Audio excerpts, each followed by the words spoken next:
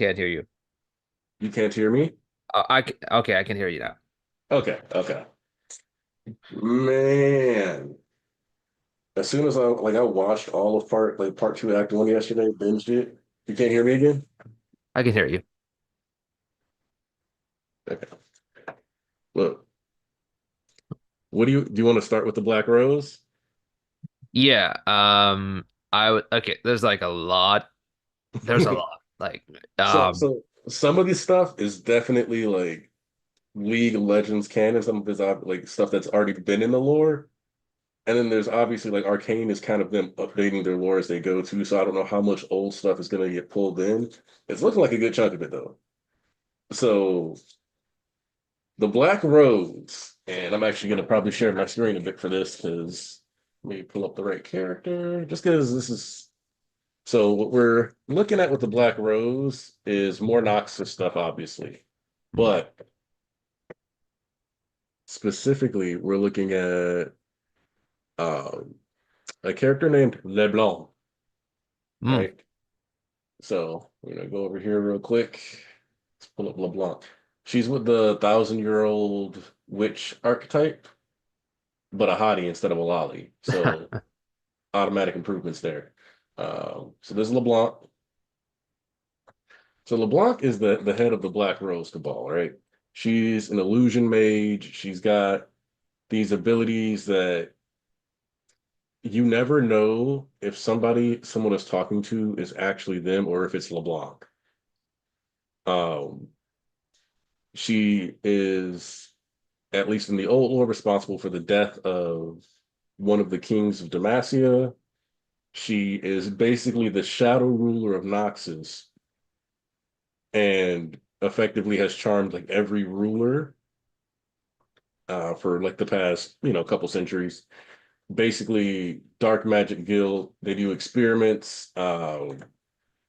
Let's see. So I'm gonna pull out another example of some of the champions that have been made due to the Black Rose. So Briar, who is like a vampire but not quite, the vampire with the dogs out. Um, Also, her difficulty should be higher because you can straight up self-pilot her. She self-pilots part of the game and you can just run it down for you.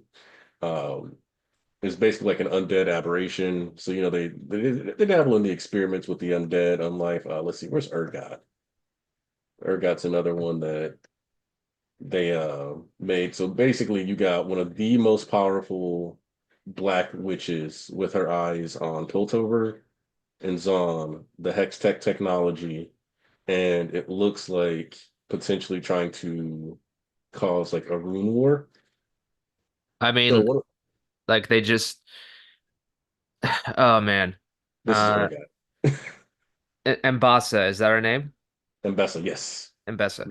She just became a So champion in the game. she, like, okay, like I knew she was planning something, but I knew something was up with like the invasion at the memorial because that was clearly not Jinx. So Yeah. I was wondering, okay, who could that be? And I was kind of settling on Mbessa, and I was like, yeah, it's Mbessa. Um, and I'm just like, she really finessed that shit too. Like, she was very smart about it. Like, she struck at the right times. She played up to the right people. She made Salo think she was going to support him, and then she threw him under the bus. No, it's going to be Kate because Caitlyn is going to be a lot easier to manipulate. And what is so like, and also the guy who was talking to Vi, who she met, like, he saw it all go down. He's like, F this, I'm out. I know where this is Mhm. going. I'm not going to be a part of it. I think he might have been part of the initial attack that killed Vi Power's parents. Yeah, Um, I can see that. I can see that. yeah. So I think he saw that before and he's seeing it happen again and he's like, nothing's changed. I'm out. Bye. So, and it's like, I mean, this is how fascism happens. Like, Oh yeah. absolutely textbook. Like, Yeah. patriotic fervor, concern for the kids, concern for families that builds and builds and builds. And when they're beating their chests on and on, it's that further, right? That's Yep. that, like. Uh, Because it's that rhythmic, it's like the chanting, it's to build a unity and get everybody on the same page. It's a controlled mob. That's yeah, all it is. It's like a controlled mob that's in sync now.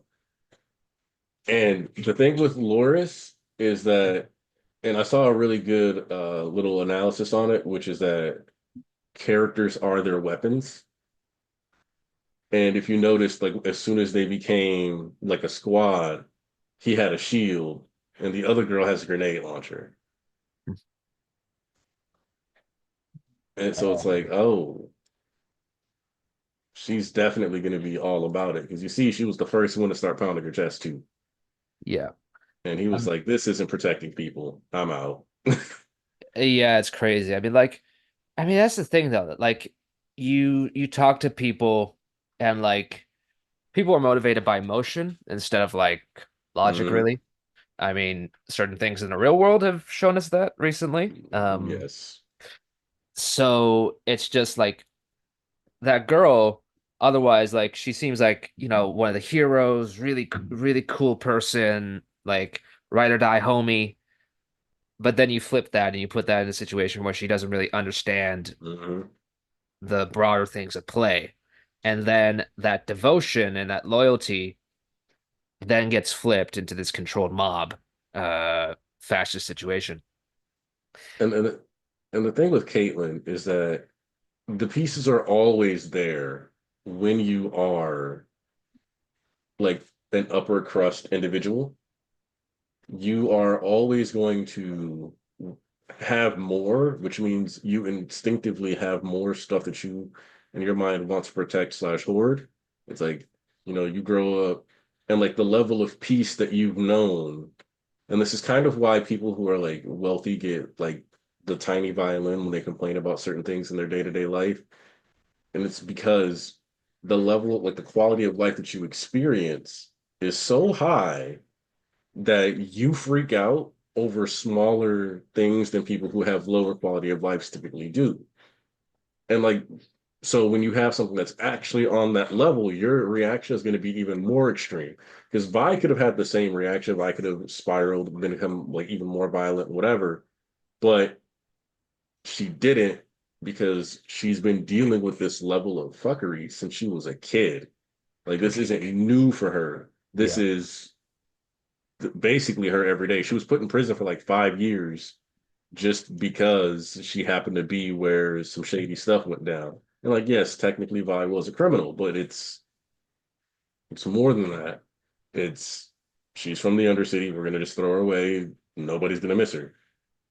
The one person that missed her is now the biggest criminal between Piltover and Zahn. Which, by the way, most League fans were excited when they heard about Arcane coming, like existing. They were not as excited when they found out it was going to be Piltover and Zahn because Piltover and Zahn are largely seen as the most similar to our world and thus the least interesting cities in the context of Runeterra.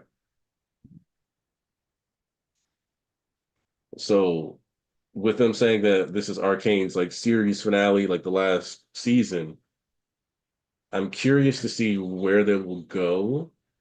If they, 'cause I don't think they're done making shows. I think this story of Piltover and Zahn specifically that is centered on them is over. It would just be silly to like not keep growing your brand the way that they can with Tales from Runeterra. Um, but Caitlyn and Vi, as somebody else put it, there's people who've been waiting 12 years for them to get together. But their relationship, I don't see them getting like that close again until either the end of Act Two or like Act Three. The story has been written well enough for, in my opinion at least, that I don't think we should see them hanging out or close in close proximity for a while. I mean, like like Caitlyn defends herself by saying like she wouldn't have shot the kid, Hmm. but she like she clearly didn't really care, not just in a moment or even after. She's like, "Oh, I wouldn't have missed." And even if she had hit the kid, she would have found another excuse for it. Yeah, So no, that's like a breaking point right there. Because Vi, like she stood up to that her whole life, right? Like she stood against that. So to have your like pseudo girlfriend, that you kissed and then beat your ass like 30 minutes yeah, later. Yeah. yeah, like you just can't brush that off. And Caitlyn is gonna keep like holding on to the opportunity that Mbess has given her, which is really just Mbess's way of controlling everybody. Yep. She's gonna cling to that even harder. So I mean, like the stuff with the gas as well. Um, like okay, there are a couple things to go in with like they call it the gray. Um, Hmm. is that related to any of those Noxus experiments you were talking about, or So the gray isn't related to the Nox experiments. That's straight up Zahn being poisoned by the factories, mining, wow? all that other stuff. That's yeah, that's just straight up um Piltover and mistreating Zahn, or what they call the Undersea. In League lore, they're technically like separated already, so this is the progress of that journey. Um, but I will say that Singed still being in Piltover or still being in Zahn is also a good indicator of stories to come, because one of the most famous lore stories that got a lot of attention was actually a byproduct of Singe getting drafted by Noxus, Hmm. and he goes and join like I think he gets in like trouble with Zahn or whatever, Piltover, leaves that city, goes to Noxus and makes chemical weapons for them when they invade Ionia. So Singe, so like that gray, like her utilizing that to try to smoke out Jinx, all that stuff can be building towards future stories where they tap into the fact that Singe is straight up a chemical weapons mad scientist. They also technically hinted at another character with Singe just pocket watch in this act, Oh, because there's another character who's a robot made in memoriam of someone's daughter. So they're just tying the story together there with that.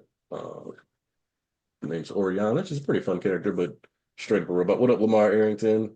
I see everybody in the chat. Those who watch Arcane are enjoying. Um, so the gray, but what is important is Janna, actually. So in game, Janna is real, and I'm glad that they started talking about her a bit more this season, because she is effectively like a wind god that Zonites used to pray to and worship. And if you go like on the league site, the written lore is all in limbo now as far as what'll be considered canon and what won't. But there's one of the Janna stories is just kind of her appearing to a girl and clearing the air of all the smog for a little while so everybody can breathe, stuff like that. So she's a legitimate deity that if we're getting into the arcane and we're having, like the living magic speak up, there's a chance that we actually will see, basically another god step onto the scene. mm, man. Ah, Yeah. Which, that speaking of this, God, this hex core. What the hell is up with that? okay. Trypophobia out the wazoo. Jeez. I like the fact that it's reminiscent of a virus Yeah. because it is spreading.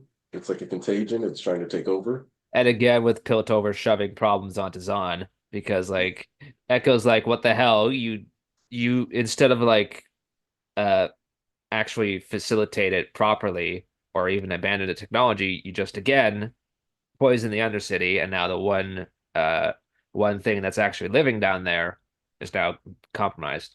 So And so there's a lot of things that are like my favorite part of that scene. Part of it is just my two most played champions in League are Jason and Echo. So finally getting them to interact like for real in the story was just great for me. Also, I'm gonna tell you right now, Heimerdinger in game, like fuck that champion. Heimerdinger and Arcane, love him. Like 10 out of 10 character. Really great. But that conversation between Jason and Echo like needed to happen because they are similar characters with I would say objectively similar potential levels as far as their scientific minds go. Echo's younger, but they're given very different opportunities. It's like how in one of the first conversations with Echo and Heimerdinger back in season one, he corrects Heimerdinger on something as far as he goes, oh, like these blades are kind of funny. He's like, nope, this is made for the fissure air. It's different. It's not built around the cleanliness of the air that you have in Yeah. Piltover. I I mean like this is exactly why like you know people from more privileged backgrounds have access to higher levels of education, right? Mm-hmm. And so even if somebody is of even greater intellect, if they come from a background where they don't have access to those same resources where they can interact and boost their knowledge level, they're not going to um like they're not going to have the space or the opportunities or the resources to make what they want to make. Like Jace is essentially like the rich white boy who happens to be a genius. Yeah, Echo is also a genius, but like he's from the Undercity. Like he grew up in shanties and probably picked up bits from different books he got his hands on. So like, it's just about background. even the Hextech runes conversation there was he's like, I deciphered what I could and like deduced the rest. Like very clearly letting you know Echo is arguably one of the smartest characters in the entire series. Yeah. And it's just a matter of what opportunities he's been given. Um, which the other thing about that is that do you know what why Echo has that pocket watch and why he has the watch in the fight with Jinx? No, I don't. It's been a while actually since season one. And Echo's like in game, Echo's power is time manipulation. Oh. Like he created something that lets him go back in time from street scraps. Because this is like that's before we have the Heimerdinger thing to make it a bit more like believable, I guess. But yeah, on his own, he created a Z drive that gives him the ability to go back in time.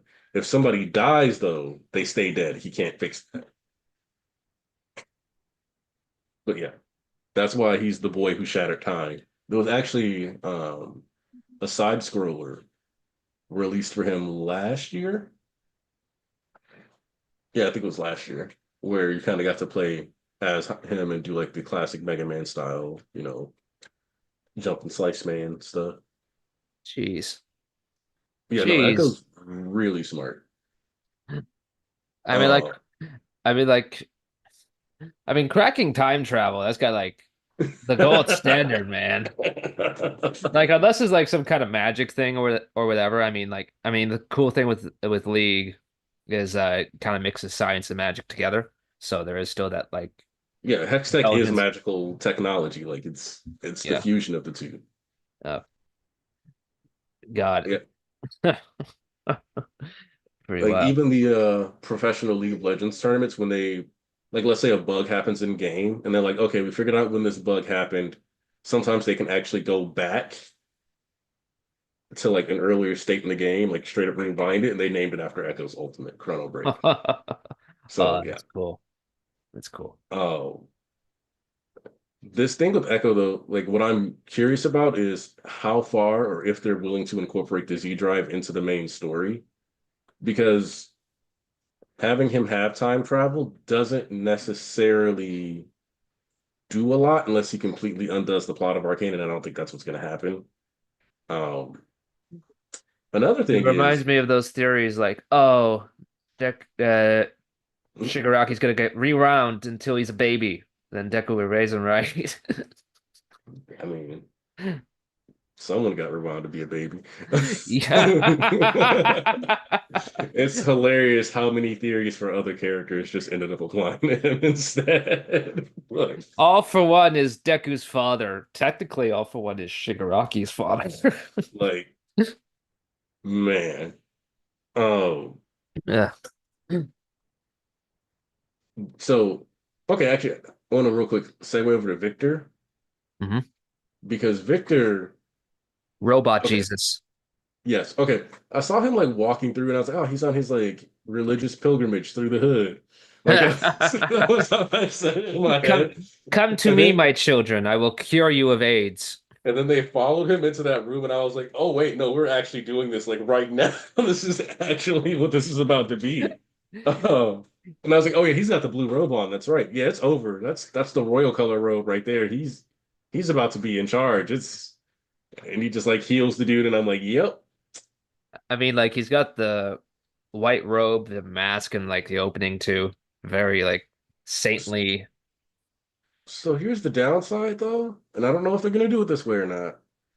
In game, Victor's pretty heavily a villain.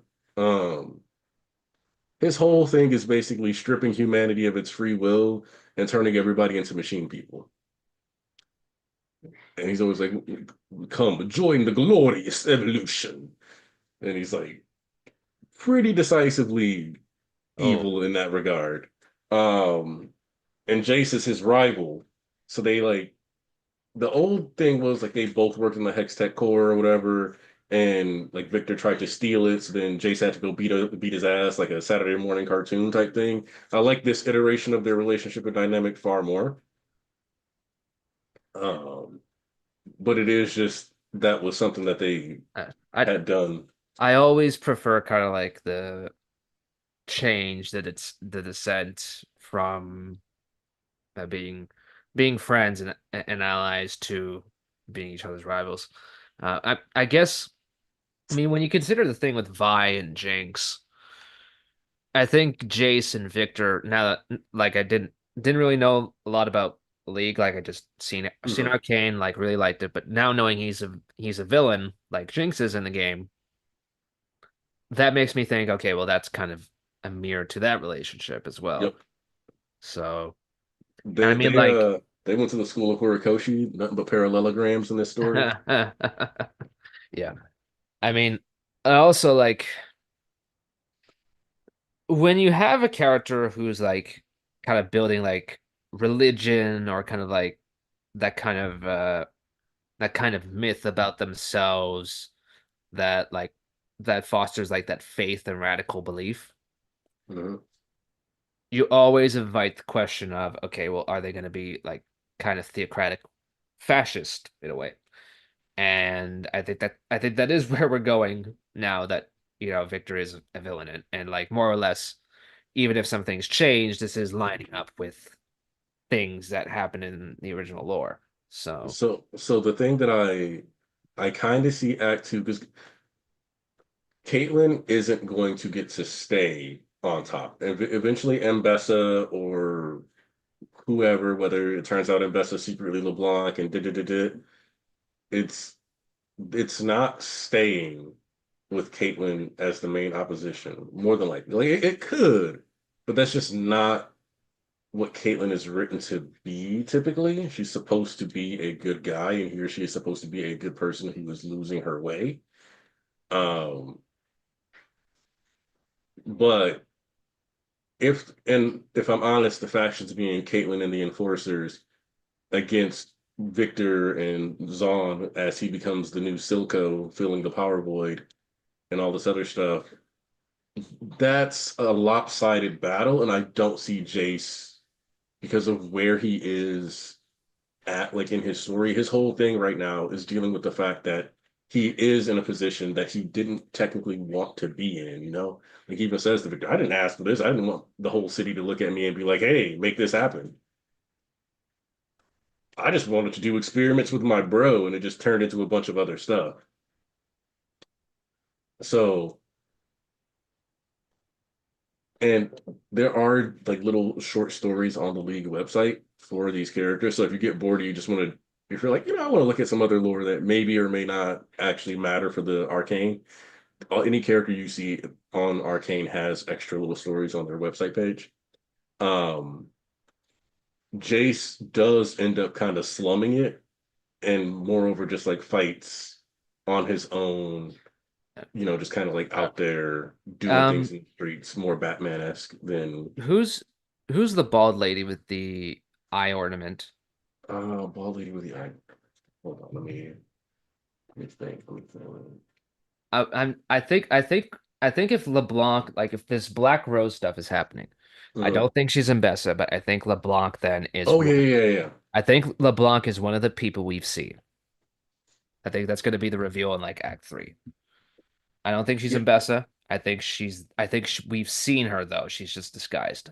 yeah. I don't think we've gotten an actual name for that character, or maybe we have, and it just she hasn't been as important. Let's see. Yeah, let's split the She castings just real kind quick. of she just kind of appeared at random. I don't remember her from last season. She was in the first season. She just didn't Hmm. talk a lot. Like she just didn't do a lot in the first season. I wonder if, huh? I And I mean, didn't think about it until you brought that up. But yeah, like she doesn't do a lot. Like she's very backgroundy and would be the perfect disguise because all the attention was on Salo, all the attention is on the Kiramans. It's on everybody but this one person who was also on the council. Okay, her name is Shula. hmm. Let's see. Like I pulled it up. Yeah, she barely did anything in season one to the extent that nobody has. Like, if you go to the Arcane wiki right now, there's no notes on what she's done. Nobody Do bothered to fill anything out because it was just like, yeah, she was there. okay, so either she's background filler to like kind of flesh things Just out, or she's LeBlanc. I'm calling it now. yeah, So just to give the council some extra. yeah, Because obviously you can't have a political council that's just people who were like, oh, we got to pay attention to everything they do. Like that's not usually how that's written. no. At least in the good stories you have the space. I mean, Uh, like metaphor, like I told you about this game before, but metaphor has this as well. Like there's some scenes in the game where like it's basically like two factions vying for power in that game. It's Luis's faction, which are like really chaos, meritocracy oriented, and then there's the church, which are uh ultra religious, maintain the status quo, the theocratic rule. And like you see so many scenes throughout the game of just like these council members you don't know, but they're plotting as simply to move the story along. And like you don't know their names, but it's very well done. I'm going through it again right now. I'm on Dungeon 2, and there's so many new details I'm picking up on. It's like really, really good.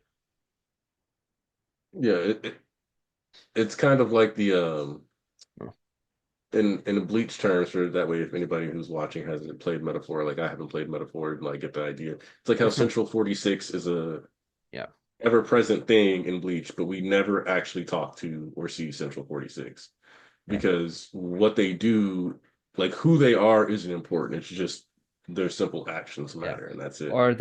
Or the Health and Public Safety Commission in MHA. Yeah, like it's like that doesn't matter. What matters is the stuff that their impact. Bogging you down with these characters that you might decide you're attached to that I'm not attached to is a waste of our time. Like, I mean, as an author, like it's I mean, you just reminded me though, like of the whole complaint that like online fans have about about that specific thing. Like, man, I wish this character would have done more. Like, no, you do not. no, We you do don't. not need that.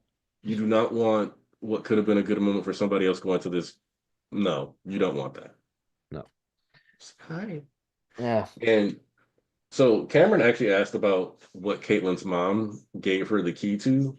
And when I was watching that part, I noticed like some of the graphics. I was like, ah, this looks like it might actually have a history, like a bit of magic history in there. Some of the previous Hmm. stuff that happened. It looked like a big information dump to me. Um, I mean, she was in like the library or archives or whatever, getting yeah, getting the Caitlyn's plans. Caitlyn's mom told her that the people of the Undercity deserve to breathe.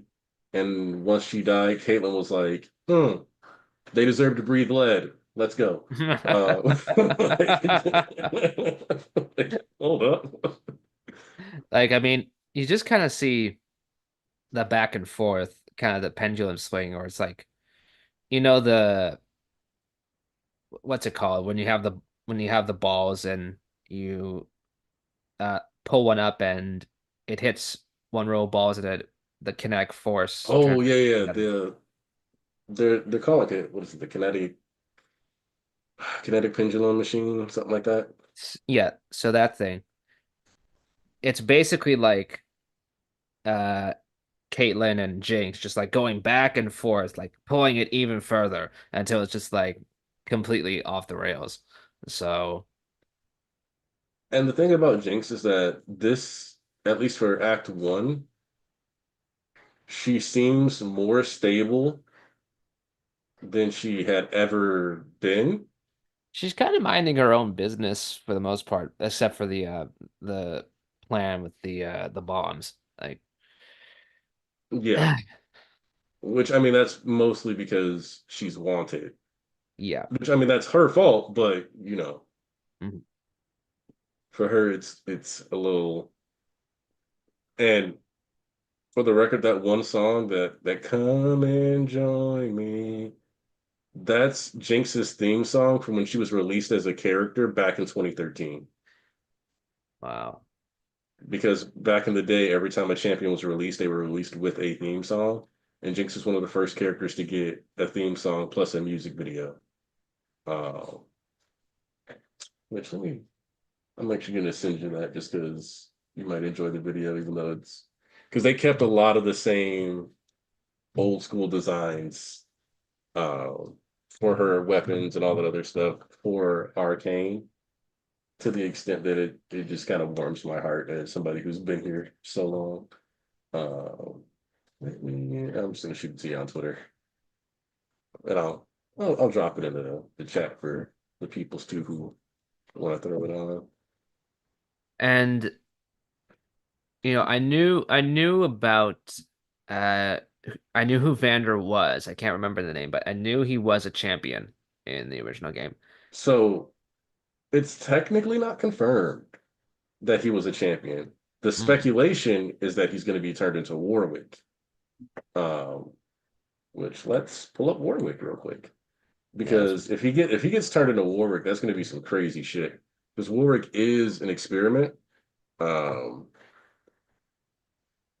but specifically Warwick is see this is Singed in game design, similar but a little different. He's actually got a skin coming out that's going to match his arcane style. That was actually something else they did is they gave people new skins. Warwick. See, Warwick is a werewolf. You see, he's got like all the chemicals and stuff hooked up to him, so he gets transformed or whatever. So we don't know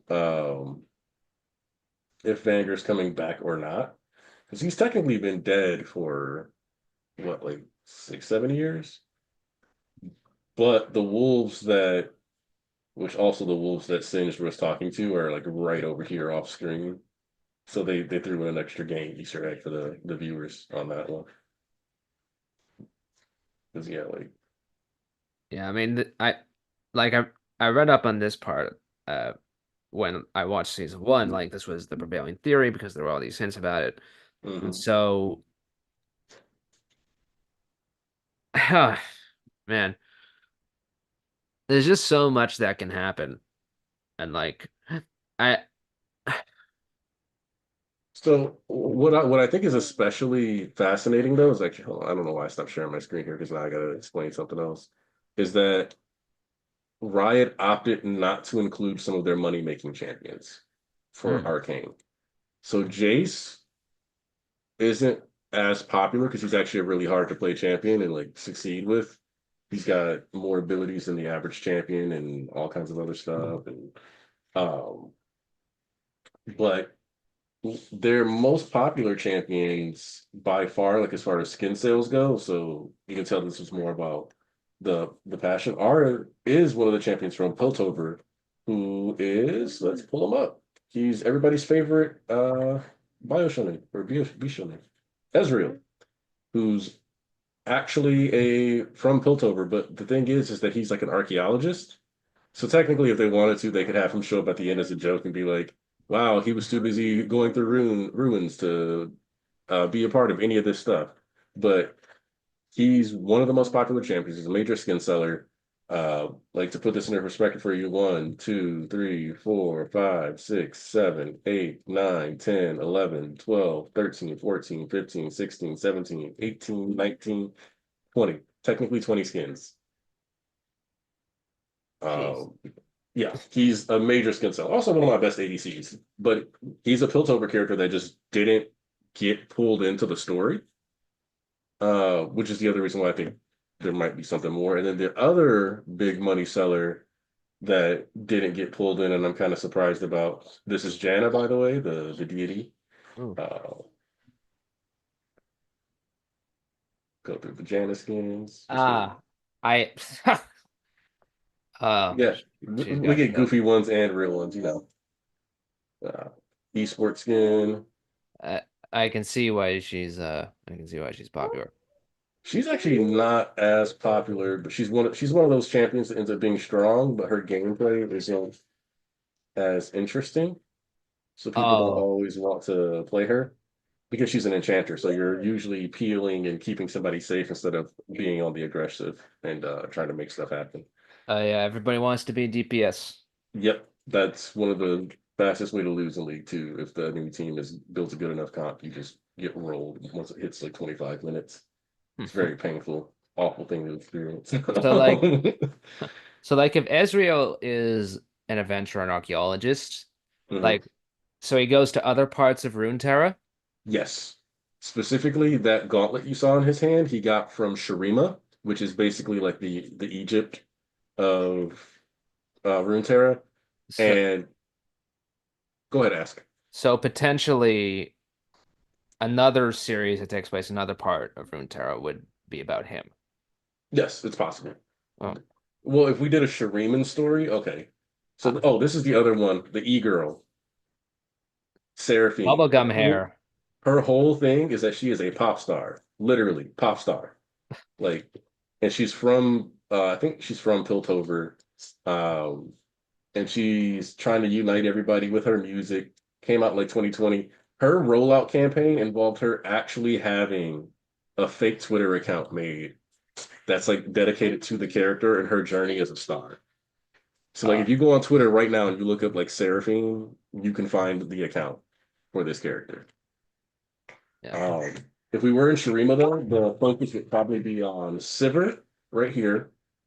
Um, Ezreal will probably pop up just because he's Ezreal, and that would be a good way to show him getting his powers and heading back to Piltover to just to tie the stories together so they don't feel disconnected.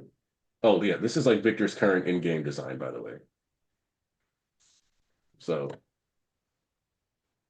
yeah, Until we Victor. meet again. Aw. Let's see. No, I just Oh saw yeah, her fake Twitter account. oh yeah. Zeri is also another character from Zon, but I think she came out in like 2022. Uh, so she might have come out after Arcane was being planned, and that's why she's not in it. But she's definitely one of the more popular characters too. Uh, this is the 1,000-year-old archetype, but bad. Let's see. But yeah, if we go Shurima, just because Indiana Jones history type stuff, you'd have Sivir. Let's see, GR. I love Indiana Jones. I love adventure stories. So Renekton. So you'd get these people like Renekton. I, Um, nice. I think the direction they're going, Nasus. The main one that would be driving. Oh, Cassante, who's partially based off Lil Nas X. Um, yeah, this is Heimerdinger in the like that guy. Oh yeah, Echo's Mohawk that some people are mad he doesn't have in Arcane. Um, but this guy, like in his year, he's basically like an old pharaoh. His whole thing is we're gonna make Shurima great again because it wasn't. There's two different make their countries great again characters. So another one that would be good too is the Arctic region of Freljord. Um, oh, Camille is shockingly not in Arcane. She's similar role to Caitlyn, like police investigated, but look, she's a lady with sword legs, Oh, and she like zip lines around like an AOT character, slicing people's faces off with her legs. One of the best, like random promo videos they did for League was her versus another iconic character known as Jin. kind of reminds me of that villain from Kingsman 1. She has the sword legs. But yeah, like there's a lot of potential in this verse. Like Darius is a fate, like one of the most popular Noxus characters. His brother Draven, um, which Mbessa has lines in game that references these characters. Um, you got your Eldritch horrors that will probably never make it into the story. Uh, so like the Demacia is like the antithesis to Noxus, sort of. They're perceived as like the lawful good goody two shoes, but they had like mage discrimination issues. Like if you were born a mage, you would get locked up and shit like that. Which, based on what Heimerdinger was saying, that it sounds like magic is largely nerfed in certain areas, like Piltover, um, which means the Rune Wars may have taken place, which is just basically people were using the most powerful cracked magic available and just wiping shit out repeatedly, almost ending everything on the plane. But yeah, we got void creatures. So the other thing about this arcane thing is that you can pivot into a void event or a void storyline, which is basically this alternate dimension that has monsters and horrors. Uh, the prophet of the void, Malzahar here. They basically just want to come up and destroy shit. This is Mordekaiser. He's also from Noxus. So the cool thing about Mordekaiser is that he is textbook badass, and by textbook badass, I mean he ran around his whole life whooping people's asses in the name of Noxus, died, found out there was no god of death, so he became the god of death. Oh, Yeah. really? Like it was Jesus. like, oh, there's no god here? I guess that's me. Let's go, BB. Yeah, there's a lot of potential in this verse. So I don't think, even if we look at this as, like the Piltover Zahn story ends, there's too much stuff. So I just want to see what we do in the next, because obviously I don't want them to waste too much time trying to set up other stories like an MCU film. Please don't do the MCU thing and like tank the quality of the product towards the end just so you can set up a bunch of other stories. But I do think, especially with the way that the runes, like the wild runes, are interacting, the fact that we have Jace, Echo, and Heimerdinger. Which, funny thing about Heimerdinger, there should actually be two more Yordles in this story, Corky and Ziggs. We've heard no mention of either one of them, which makes sense because Ziggs is like a demolitionist expert from Zahn. And but none of the Yordles are actually from Runeterra. Yordles are magical creatures that like pop into this plane, and that tiny cutesy form is like one that they choose. And so I'm curious if interacting with this rune is going to tap into that bit of lore and mythos for the Yordles. What is it? Some kind of like mortals cannot comprehend the true form? They're just beyond, like I don't know exactly what all the rules are with it. They're not normal. They're just straight up from a different plane. But if you look at the game's placement of Yordles, it slowly placed at least one Yordle in every major territory. So you've got the prehistoric Yordle Nar is in Ixtal. You have Heimerdinger, Ziggs, and Corky in like the Foothills area. Poppy is in Demacia. Kled is in Noxus. Um, Vex is in the Shadow Isles, which used to be known as the Blessed Isles. That's actually another good story that they could do. Even though it's a little generic, but story of King Viego, whose lover died, and then he basically went on a warpath trying to resurrect her and cursed the lands for years and years and years, and it started spreading and turned people Oh, undead and all kinds of other shit. so like the story of Orpheus. Uh, Yes, very similar to that. So yeah, but my thing is that right now, as far as Jace Echo and Heimerdinger go, we know that they're basically in a cosmic blender. That goes outside of the scope of like the standard legal lore, so I get to be as blind to that as everybody else. And somebody asked about Mel in the chat. Somebody was asking about Mel. Mel getting kidnapped by the Black Rose probably means the next time we see Mel, if LeBlanc isn't the other counselor member, it's probably going to just be LeBlanc. Um, the Black Rose does not kidnap people lightly. Um, and Mel has actual morals. I mean, So, the pressure on Mbessa as well. Like she she kind of she kind of seems to be kind of acting in defiance. I mean, she said something about her son. Did mhm. her son die because of LeBlanc? More than likely, Oh wow. Oh, because she said you taking it like she said something like taking my son wasn't enough or you killed my son. And yeah, the implication is that LeBlanc's faction is responsible for the death of her son. wow. And if the Black Rose decides you're marked for dead, if you have family you care about, the best thing you could do is not drag them into that shit. I But mean, it's kind of crazy because like in the opening and well throughout the story, there's kind of a an emphasis placed on Mel, even if she doesn't want to, slowly being forced to become like her mother yeah, and inherit everything that comes with that. So I think, God, that opening is really packed with meaning. Like, I mean, yeah.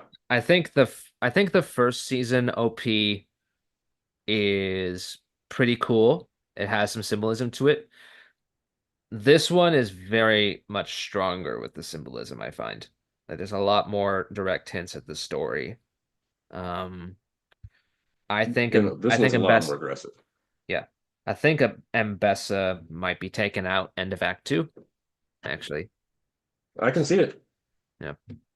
Because the other option is Mel gets to live and Bessa dies. LeBlanc takes in Bessa's place, which puts her in an even better position because the position that Mbessa is operating in, and this is why some people theorize that Mbessa might actually just be LeBlanc already, is because she's operating closer to how LeBlanc operates than how Mbessa sounded like and talked like she would operate. Mhm. Because So like Mbessa's like we're mighty, we're strong, we whoop ass and take what we need. And Mel has always played the political game and been more about the politics itself. so if she's LeBlanc, then would she have been LeBlanc like right from the start? Then? It's possible. It's possible she was either LeBlanc from the start, or it's possible that while like that Black Rose attack, she successfully swapped, and we just thought that she didn't. Hmm. So like Because hmm. the witch who was talking, Alma, actually sounded similar to LeBlanc's voice actor to the extent where I actually thought that was going to be the LeBlanc reveal right there. It's kind well actually well now that I think about it, it was kind of like it was like a really sudden shift, and it's a very unusual power that she was using. Like, can they Hmm. all use the Black Rose like that? Or Well, the thing is that LeBlanc is specifically an illusion mage, and obviously she can do other shit too. But like that's like the whole thing is like illusions and raw power. So we don't spend a lot of time talking about other members of the Black Rose. LeBlanc is the primary focus, and then the people impacted by LeBlanc. So people like Rel, who were manipulated or experimented on as children, and she's got like magnetism powers now because of it. So I'm not sure how much liberties they're taking with their powers or how powerful they really want to make her. They can make LeBlanc extremely powerful, and it would still like no matter what they it, do, it will make sense. it would be kind of crazy if like that scene at the beginning wasn't about tricking Mbessa. It was about tricking her underling there Yeah. into thinking she had, because when I'm thinking about that scene, it is kind of weird. Like this lady comes in and she has the upper hand, and then all of a sudden this guy has like that he manages to fire off that blast and she gets the up, and then Mbessa overtakes her, and it's like felt kind of sudden. So And I can the see a thing source about that being. blast, small detail that's cool about that is that blast is an item known as Canic Rooker in the video game. Mm.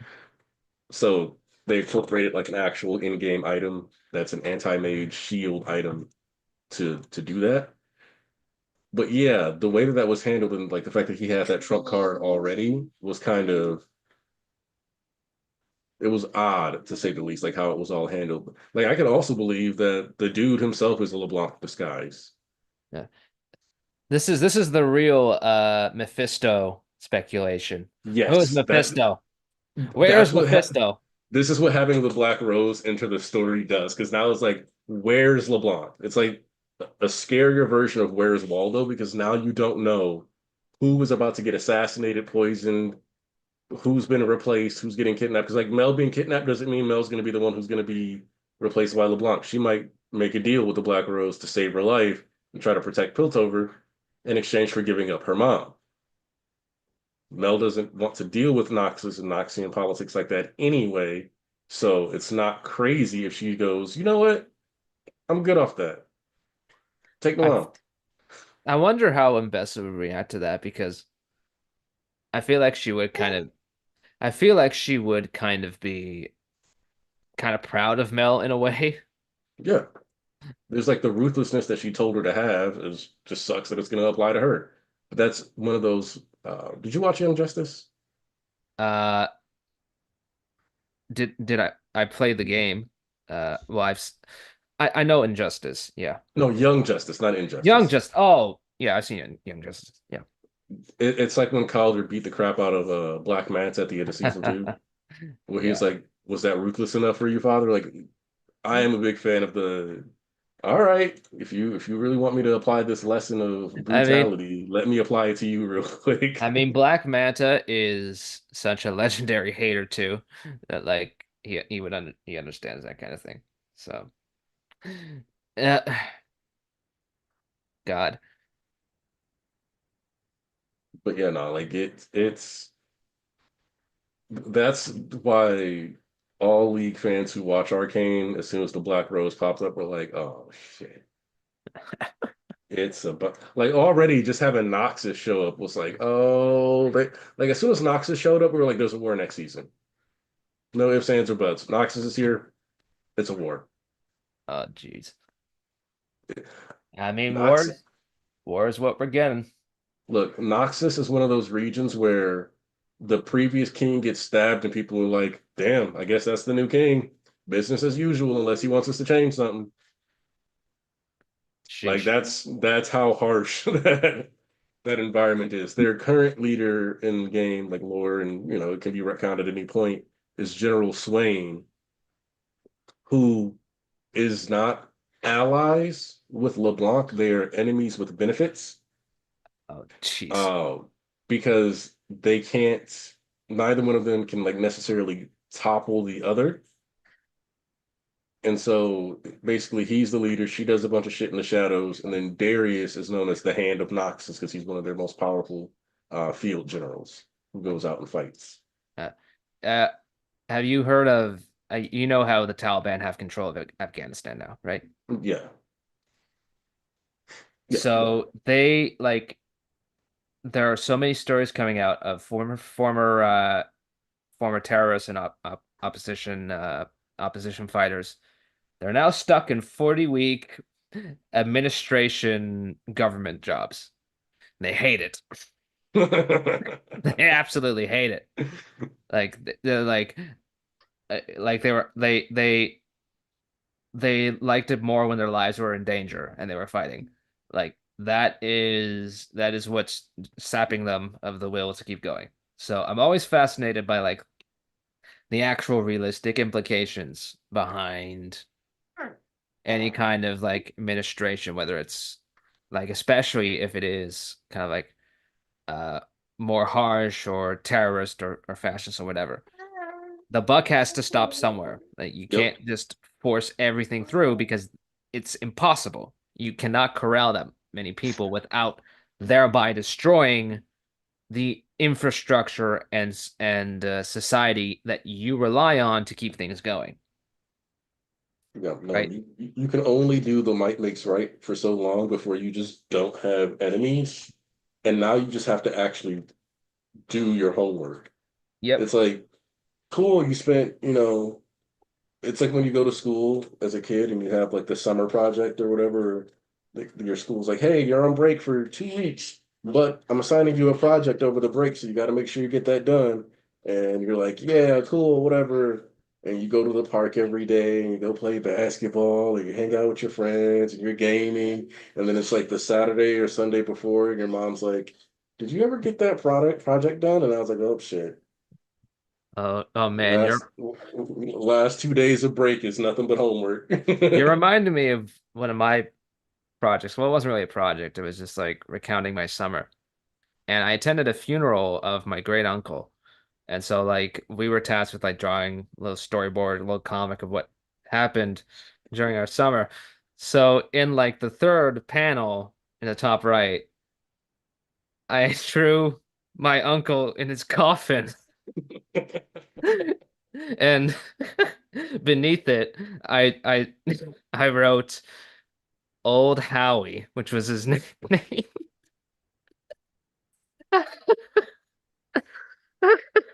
I, My please tell me you didn't get in trouble and it was just like a wait, my dad what? my dad saw that. He didn't know whether to laugh or cry. I didn't get in trouble. My teacher thought it was funny. Okay. Because I'm like, I mean, it's what happened. You did the assignment.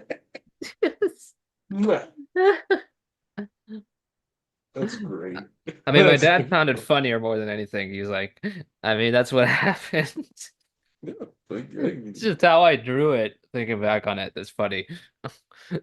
I mean, okay. He would have found it funny too, yeah. my uncle. So, anyway, In terms of anime disrespect, how dangerous are the Black Rose? Uh, as far as disrespect goes, they're not necessarily the most disrespectful faction, but lore-wise, I would say they're more efficient than people like the Akatsuki. I mean, Akatsuki were like they were Madra's muscle, really. Yeah. So, Like the and Black then Rose is an thereby, efficiency group. yeah, and thereby Black Zetsu's muscle. Like they were just a bunch of dudes. Yeah. Like, I mean, there's a reason why the fourth Shinobi War is everybody against a bunch of dead people. Yeah. Like, they just didn't have the forces for that. Their like the opinions or ideas of the people didn't matter. It was just the power level they brought. The only pawn that had true value to the plans was Pain. And that was Yeah. because he had the Renegon. Everybody else was just a tool. But Mhm. yeah, they're an efficiency group. So like they've got assassins like Katarina and Talon. Um, I mean, and like, the thing is, spite and might makes right. Not necessarily good for business, right? Like, yeah, there's a pragmatism to it for those kinds of organizations to be efficient. and if we're going to expand further, more than likely what'll happen is it's like Noxus will take a bit more of center stage and we'll get the invasion of Ionia, which is basically the Asia of Runeterra. And I say Asia because they got a variety, like they get the ninja, the samurai, but they also have Karma, who's a bit more like India inspired, so Hmm. broader Asia parallel. But overall, like just looking at like these 3 episodes, the Caitlyn and Vi relationship becoming so strained, cinema, because their roles are almost entirely flipped now.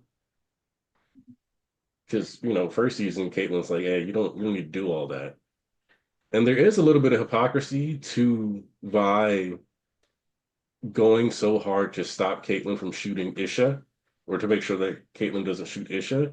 Because if you remember when Jace realized he accidentally shot that child and he felt bad about it, do you remember what she says?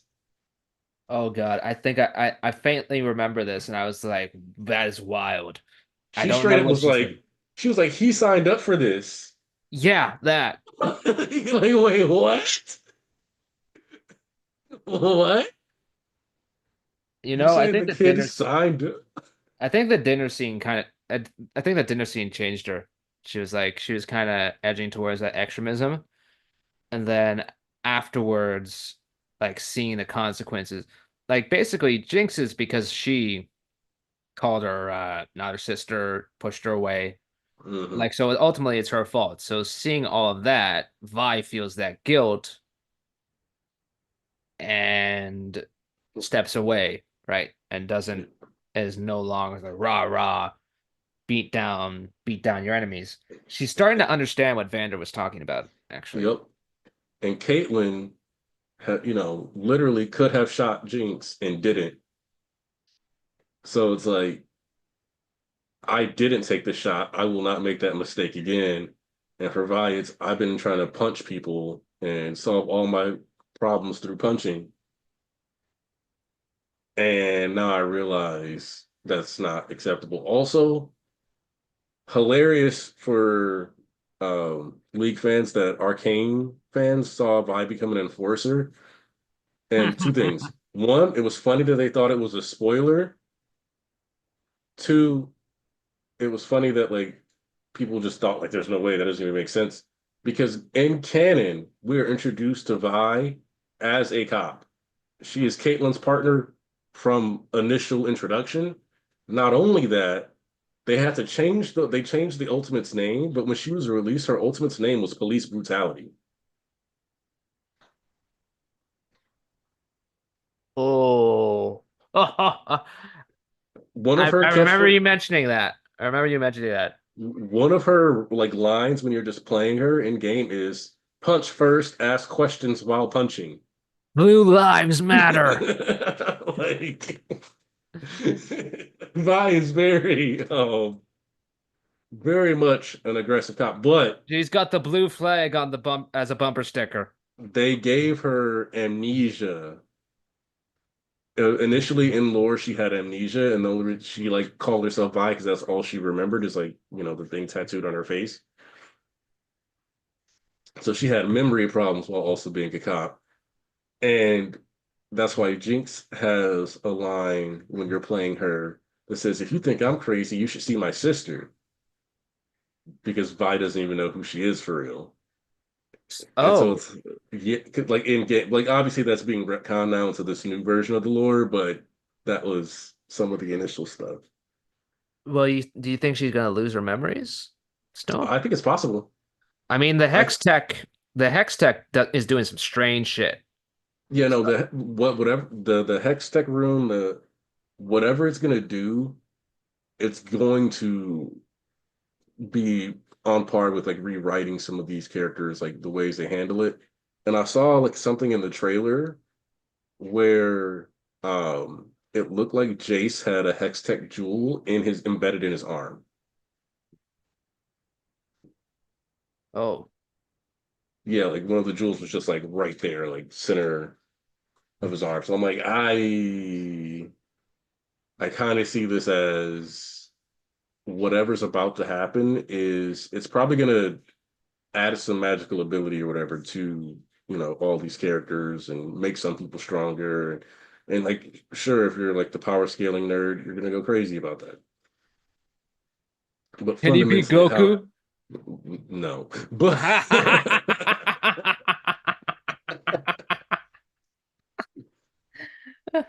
but but but the way that like everybody interacts with the world is about to change.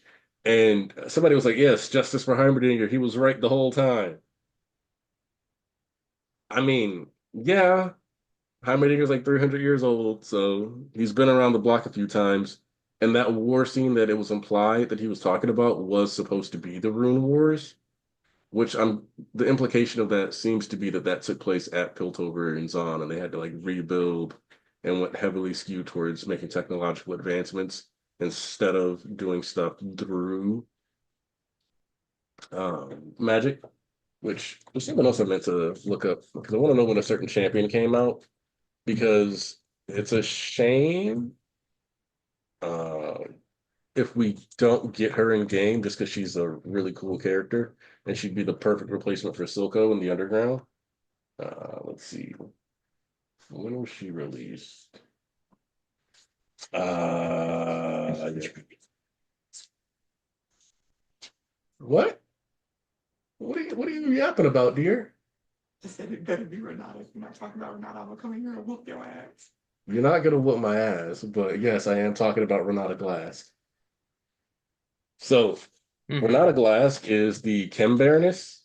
So she's of a similar thing, and like her whole thing is like one of her moves is like the handshake, a bailout, stuff like that. But like her ultimate is straight up she gasses the enemy team and makes them hit each other. Oh, gonna go get mommy? Okay. Like they spend like 2 seconds whacking each other. It's actually funny as fuck when you do it because if there's somebody's really strong and you get them to start whacking each other, you pick up kills just off your allies, your enemies killing each other. It's called hostile takeover. Um,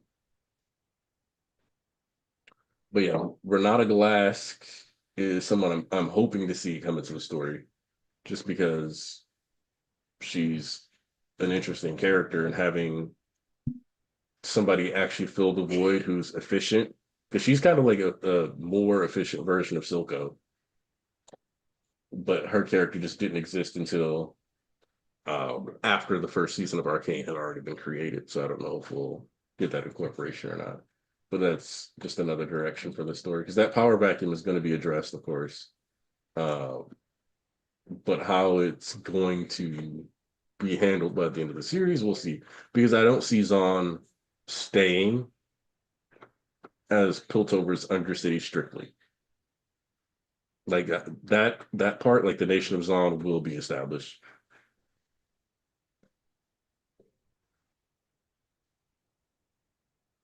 Hmm.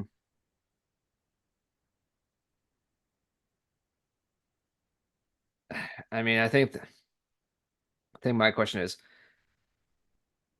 I think it's what Hex Tech is really going to do because they hinted it being like a reality overrider thing. Like it's like it genuinely warps time and space. Like even the weapons Caitlyn and Vi were having miles and miles away from where Jason and the others were, they were glitching out and they were doing weird things. Like straight out of Spider-Verse, like in another dimension, not supposed to be here, just straight glitching. Yeah, So the fact that every Hextech device that Jace made recently, because we didn't see it with the Hex gates, but maybe that's because we're not trying to emphasize, oh, their transit's messed up right now. Like that that's not as dramatic as like all the would other stuff. that would be a George Lucas thing that he'd do. That would be a George Lucas thing. He'd focus on like he'd create the overall situation very fascinating, then focus on the wrong things for too long. So, but yeah, that was definitely something that I was like, okay, so there's like a type of resonance going on, Mhm. which makes me curious to see if everybody's going to end up with those like little hex tech implants, because that could also be something that ends up making them resistant to Victor's things. Because I Victor seeing Sky to me is the hex core slowly polluting his mind, and it's that manifestation of guilt. So that's the way it's communicating with him to get him to do what it wants. Yeah, that is absolutely not Sky herself or a spirit or whatever. That's like his hallucination. So, I mean, he like he sees himself as the good guy, clearly. Like he thinks he's doing the right thing. But as we all know, that is very dangerous grounds for when you're dealing with dangerous technology or magic or whatever like this, because as you use it more and more, and it seems to have a good effect from your point of view, you're going to become more committed to using that. So his slide into extremism, since he is a villain, is pretty well laid out right now. Like I definitely can see where he's gonna jump off the slippery slope. Because like he's not a bad guy yet, but he can very much get to that point if he becomes convinced that like what him and Jace were doing is wrong and that the solution is to turn everybody into cyborgs.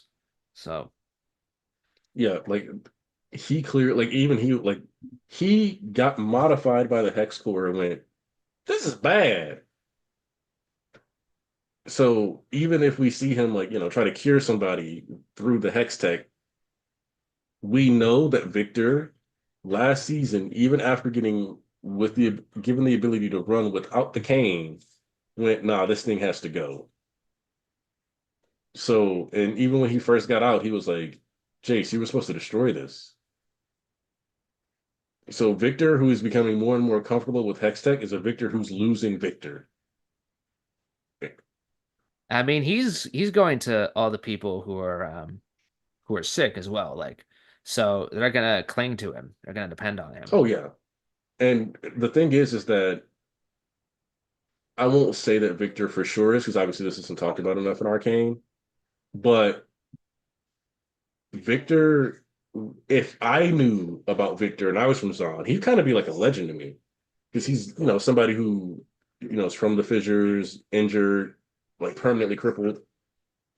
And then he goes on to become like an established scientist in Piltover, and he does all these good things. The downside is obviously they didn't do enough for Zon, but he always wanted to. That was his end game goal. So like him going down there, I guess, and helping people is one thing. Him converting them to part machine, that sound feels more like the hex tech core. But obviously, some of these people are probably not going to be able to be cured any other way. It's very clear that Shimmer is comparable to like something like heroin, but also magical. Magical Best, heroin. like the best conversation that I got. That's that one Dave Chappelle character sketch. You got any more of that? You got any more of that crack? Oh, you got That magical crack? yeah, it's magic crack, man. Steampunk crack. It goes on like Piltover's version of Fear Factor. Hey, no fear, just the drug factor. Like, Hmm. but Jinx, oh, Sevica and Jinx's relationship. I actually like the developments happening there. I Um, mean, they were. I mean, I wouldn't say that they were at each other's throats, but there was a lot of resentment from Sevica first season, right? And without Silco there, they're kind of both directionless. And like they both had that conversation too, where they're kind of going over some of his faults as well, and they were kind of admitting, yeah, things weren't really perfect under him. So without that boss to report to, they're kind of relying on each other now. So is Sevica linked? Is Sevica a champion in the game or nope. no? Hmm. I want her to be a champion in the game. Like just off the modification they gave her this season, I would love to play Sevica with Jackpot Knuckle as some kind of ability. It would. It looked fun as hell. I was watching it thinking like, this is like a pretty like if you did this right, this is a pretty decent game mechanic for anybody who's like into kind of luck-based characters. Um, Yeah, Kind of reminds like me of Ket Shi or Kate Sith in FF7 Rebirth, especially his move set. Like it's largely luck-based, but you also have like different skills and different approaches you can use with him, which make him very, very useful in specific situations, along with his high HP pool.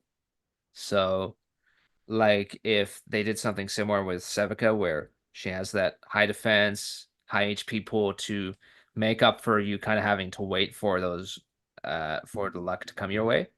Uh, And that's the thing too, is that she definitely would be what's called like a fighter class champion. She wouldn't be a tank. Mhm. She'd be a fighter. But there's ways they would either give her like the full blown like jackpot, or what they do is give her like we saw a chompy thing, like a blaster. We saw, let's see, we saw a chopper blaster, and we saw the grappling hook thing, right? Yeah. So that's three different things. So that easily works for like QWE. And then her ultimate would probably be something where like randomly amped one of her abilities. Because they probably wouldn't want to give her total RNG because then she'd end up being very hard to balance. She's who Akari fans say Akari is. Because one of the things about League is that League is one of the games that normalized regularly balancing and patching your games in a wider, you know, sphere. Because you get a patch every 2 weeks for League, unless there's like a riot vacation.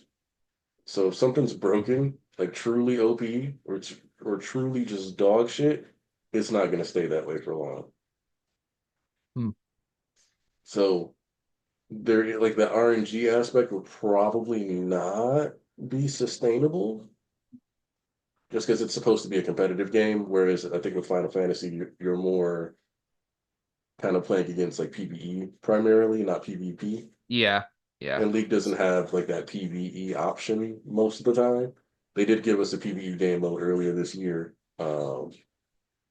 but usually the game is centered around PvP stuff. So for PvP, which I'm actually surprised we didn't get some kind of arcane game event besides them redoing the Howling Abyss since the Bridge of Progress.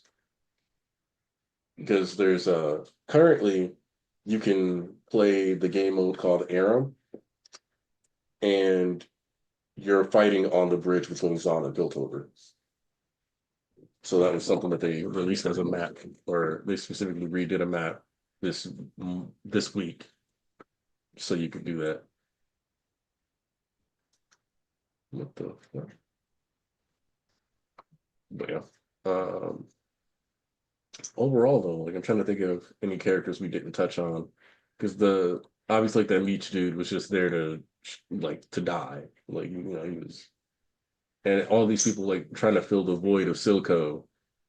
They don't understand why Silco was able to do what he did and why No. they're not him. Like they don't get it. Like, I mean, they just Silco had Aura. vision. He had vision. Pardon? I said aura as a joke, but he did. But yeah, he had an actual vision, and they can't see past their pockets. Nope.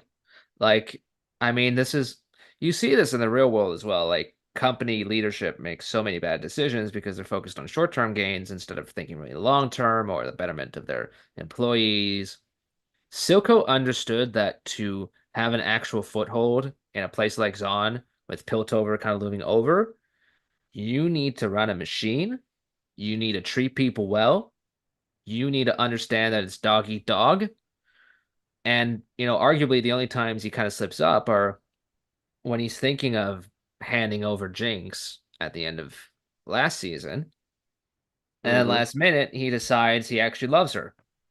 So he's not going to do that. So he jeopardizes everything he's built for love. So like it's paradoxical, but really like you need to be in touch with your human side, I think, to be an effective leader.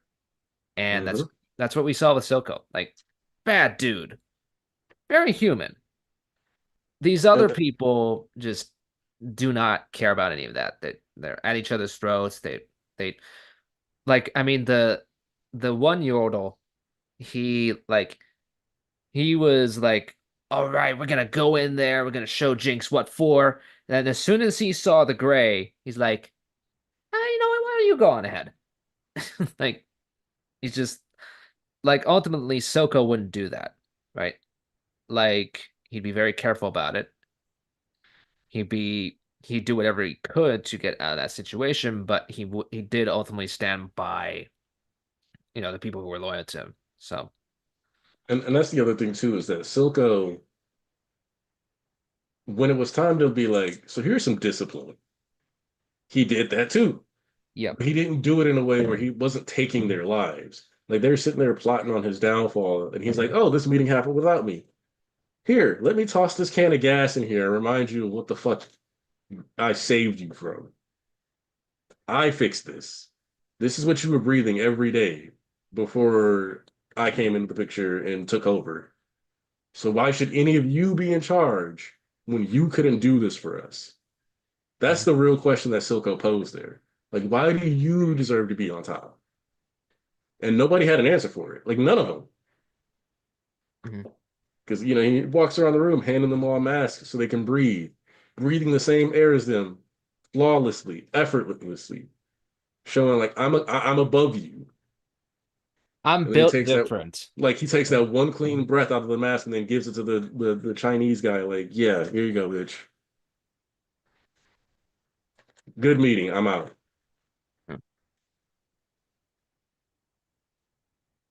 Just And like you gotta show force, like not in the way not in a way that's like just might makes right. You got to be smart about it. Like yeah, I did these things that you are not able to do.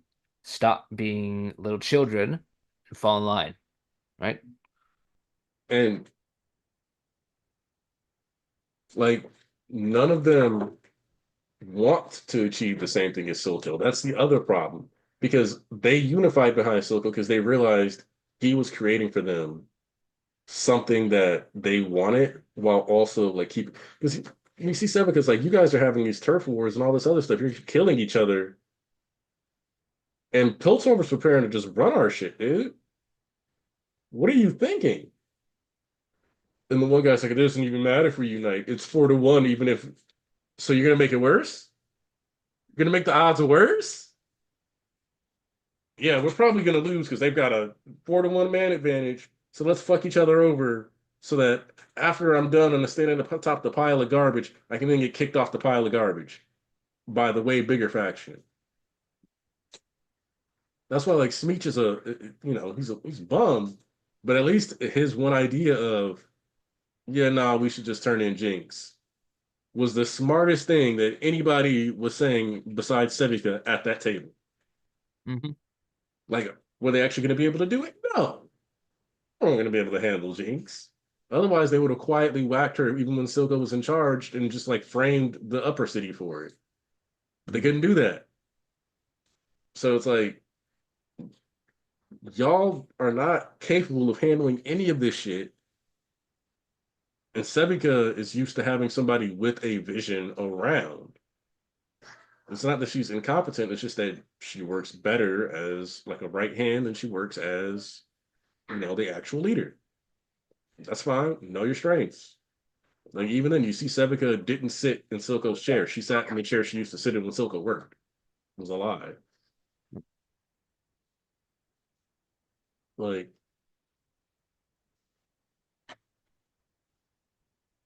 And I know it's another detail. The eye implement that Jinx would use to kind of take out the whatever it was, the infection. Then there's the one guy who's pointing the sword in her eye, and Smeech, like he's pointing the sword in her eye, not hesitating. There's none of that. There's none of that. Like she's not afraid. So that was just like that was something she brought up earlier in the when she was talking with Sevica, and then that kind of came back in the mhm. confrontation with Smeech, which I found interesting, and I found just kind of does illustrate a difference between her and Silco. Silco did have the vision. Jinx has none of the skittishness. Yeah, none of it. Yeah. Like the things that make Jinx hesitate are tied to straight up mental health and like a lack of stability. And like I said, yeah, she's still seeing some things, but she still seems more stable in season two by a wide margin compared to Act 2 and Act 3, season one Jinx. Like, there's a huge difference. And I want to see, like, I'm not really betting on Jinx dying. I'm not betting on really any of the main cast dying by the end of this show. I just, like, can it happen? Sure. Do I actually expect it? No. Like, if somebody dies, it'll probably it'd most likely be Mbessa, the character who's like pushing for war. But right now, I just don't see any of them dying. By the way, I want to mention this to you before I forget. Mbessa has a novel coming out. Really? Yes. So how many League novels are there? There's not a lot of League novels. Most of the stuff online, it's like you find random comics or you go to here. Let me show you the other place for the lore. Just because you actually want to check that out. Let's see, is this the right one? Yes. Share screen again. Let's share my screen more than I ever have shared it in a stream. But like you see in Bessa, read biographies. So you got biographies. Um, there And are she's alt like linked universes. to Jason Caitlin. Yep. And then let's see, goes back because you can like you see when it says like explore champions and you got a Mumu who's from Shurima. But yeah, you kind of play around and find out which champions lore. Like pick a guy, pick any guy, pick somebody you see that you think you'd like to see about. I don't know. Let's see. Oh, here we'll just put Caitlyn just because he's right here. But like she doesn't have um like a novel, but then you've got like these random short stories, Progress Day. So you kind of get access to different short stories on various characters, and some of the stuff is going to be implemented, some of it won't be. That's part of the whole thing when you are restructuring your entire lore system around a show that's still in the progress. But let me see if I can find. Let's see. There's Ruination. Yes, Hmm. that's the one about Viego that I was telling you about. Hmm. Yeah, okay, yeah, I think it's just Ruination right now. What? Jeannie, did you steal my? You did steal my Steam controller. What are you doing that here? You gotta hold it like this a little bit. That's how you hold a game controller. Oh, okay. So she has a novel coming out. Yep. Chosen of the Wolf. You can't uh-oh after you throw stuff on purpose, Jeannie. That's not an uh-oh.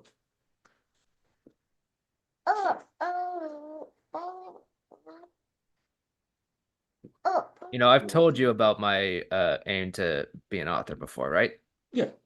Yeah, I'd love to be able to write this kind of stuff eventually. Oh man. I'm gonna get the novel. I actually need to go grab the Ruination one too, just because it came out when I was taking a break from League and stuff, so I just happened to not be in League at that time period, but I gotta get back into it. I played for like 4 or 5, yeah, basically like 5, 6 years. Took a break, came back after we surprisingly after Wisdom was born, we started back playing League. I mean, Yeah. I need to find other things to occupy my free time now. So, Hey, we can play your first League match later today if you want. uh, let me see what space I got on my computer before I commit to that. Hi. Hi. Mm. Hi. Noisy. I might be more interested in just like pure lore stuff right Oh now. yeah, probably. League Yeah, is a dense game, man.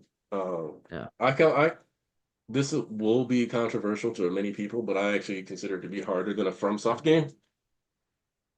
I mean, Specific. f FromSoft, like they're difficult until you crack the code. So, or Right, but otherwise max the hell out of strength or whatever. You can take on bosses in like a few hits. whereas with League, as you saw, the roster is huge, and there's a human element you're always playing against. And you will have games that are so easy and free that you just like roll through people. And then you'll play games where you're like, I know what this champion does, and yet I don't know what's happening to me. Like you'll be straight up like, I don't know what's happening to me, but I know like I know this does this, this does this, this does this, and yet I don't know how to stop this from happening. As my wife just came by and said, I should be winning, but I'm not. I don't know what's happening. Jeez. And since it's a team game, you can straight up lose off one person just not doing their job. I mean, that's the trick with PvP games. Like, man, uh, one person isn't pulling their weight. It can screw up the whole thing. Love it and hate it, and you love it and hate it. Yeah. Uh, But I think we covered most of the stuff though. I'm trying to think if there's anything else. I think we covered it. Yeah, because Act Two, we know some of this stuff is going to have to be addressed immediately, but we know Act Two isn't going to be where most of these plot lines are tied up. So we know from the trailers that Vi's going to end up in a fight pit at some point. So that's probably going to be Vi in the fight pit.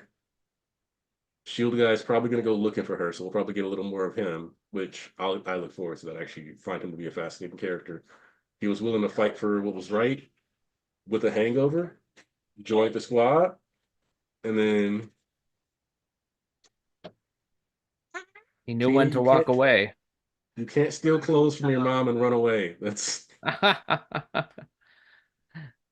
I mean, this is why I think Loris was involved in the attacks that killed Vi's parents, because I think that could be a very intense emotional scene between them.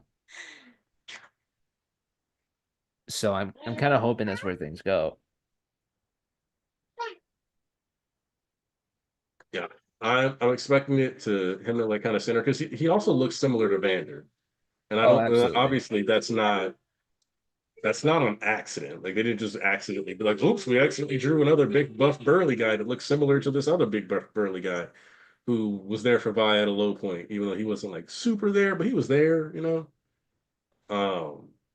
So that relationship has to get some payoff. I assume that the girl, like Gemma, whatever her name is, um, I kind of expect her to do something wild, like with that grenade launcher that she likes to carry around. That makes Caitlyn go, wait a second, are we the baddies?